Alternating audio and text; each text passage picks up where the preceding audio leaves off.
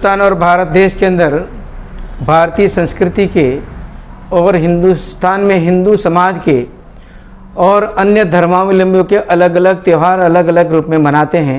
इन सब का स्वागत है। विशेषकर आज जिस प्रकार की स्थिति यहाँ पर मेरे क्षेत्र के अंदर आज होली का पर्व आ रहा है, आज होली ही है और होली का दहन आज होगा। और इस पर्व को हिंदुस्तान में सभी लोग बड़े हर्षोल्लास के साथ में मनाते हैं। मैं होली पर्व की बहुत ही इनको शुभकामनाएं देता हूं कि होली बहुत अच्छी तरह से मनाएं और प्रेम भाव से मनाएं। यह पर्व ही एक दूसरे को मिलाने का काम करते हैं, एक दूसरे का आपसी प्रेम भाईचारे का यह संदेश देते हैं। इसलिए मेरे क्षेत्र के और सभी भाई बहनों को और पूरे हिंदुस्तान के सभी भाई बहनों को मैं शुभकामना देता हूं कि दिवाली बहुत अच्छी तरह से जिस तरह से मना रहे हैं और इस तरह से होली का पर्व भी हम अच्छी तरह से मनाएं और यही हमारा अच्छा संदेश देगा।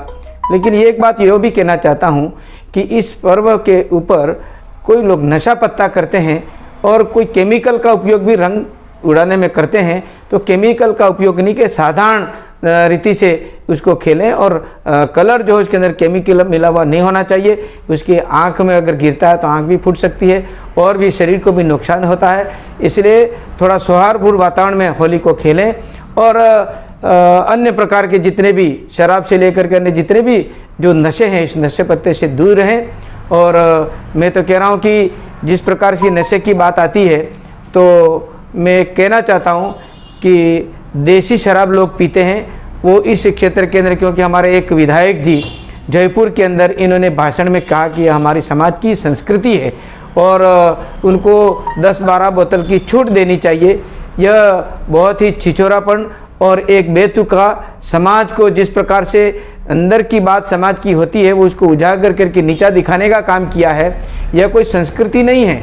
यह संस्कृति आप अपने हिसाब से कह रहे होंगे, लेकिन मैं कहना चाहता हूं कि समझें भाई, जो विधायक जी थे इनको मैं कहना चाहता हूं कि देसी शराब महुए का बनता है और महुए का वृक्ष होता है, उसका हत्था वो भी नीचे होता है और उसका फूल जो है वो भी नीचे ही गिरता है।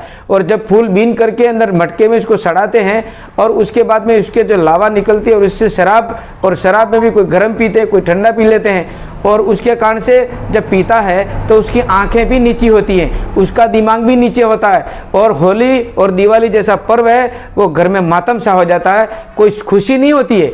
इसलिए शराब के कारण से ही आदिवासी समाज आज उन्नति नहीं कर पा रहा है। शिक्षित होते हुए भी कई लोग उसको छोड़ते नहीं हैं और छोड़ने का मन मैं भी नहीं कह रहा हूँ, पिए अपने साथ, लेकिन उसका भी कोई तरीका होना चाहिए पीने का।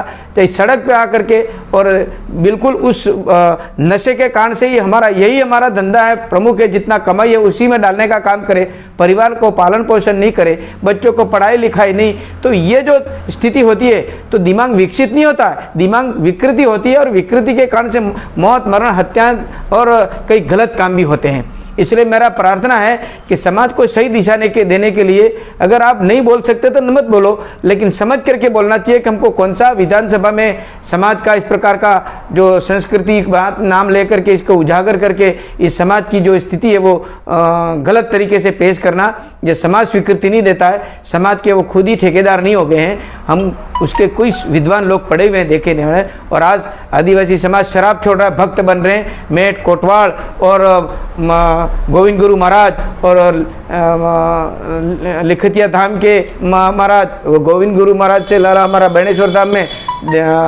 हमारा जो मावजी महाराज, ये सभी लसुड़िया धाम के महाराज, इन सब की सेवा करते हैं और भक्त भाव में आज लगे हुए हैं। उनके परिवार में आज कोई न कोई सरकारी नौकरी करने वाला है, उसके परिवार में जो है वो बिना नहाए धोए वो सेवा किए, कोई खाना भी नहीं खाते हैं। इस प्रकार की सेवा करने वाले स्वच्छ परिवार में स्वच्छ संस्कृति और संस्कार कायम हो रहे हैं। ये बहुत बोले था बाप दादा के समय, जो पढ़े लिखे नहीं थे उस समय होता होगा, लेकिन अब जो पढ़े लिखे हैं और भक्ति भाव में लग गए इसलिए संस्कृति बहुत और संस्कार भी आ रहे हैं। इसलिए मैं तो कह रहा हूं कि उस दिशा में हम आगे बढ़ें।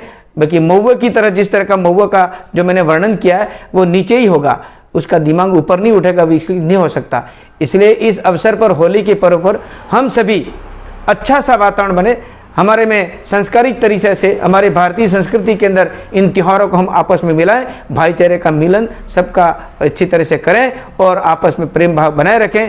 एक यादगार होली खेलें, एक यादगार हम दिवाली भी खेलते हैं और उनको आपस में मिलते हैं और मनाते हैं। ये दोनों महत्वपूर्ण त्यौहार हैं। इसको देखते हुए मैं सभी क्षेत्रवासियों को, पूरे देशवासियों के सभी भाई बहनों को मेरी ओर से शुभकामनाएं देता हूं और भाई सागवाड़ा लाइव भाई जितेंद्र जी का भी धन्यवाद देता हूं कि इस अवसर पर मुझे आपकी एक बाइट लेने का काम किया और संदेश देने का, लोगों तक पहुंचाने का काम कर रहे हैं। आपको भी मैं शुभकामनाएं देता हूँ। बहुत बहुत धन्यवाद। सागवाड़ा नगर के नागरिकों को मैं होली के इस फागोत्सव और धुलेटी की जो मद-मस्त हो करके इस त्यौहार को हम सब मनाते हैं, उसके लिए आपको मैं हार्दिक बधाई और शुभकामनाएं देता हूं।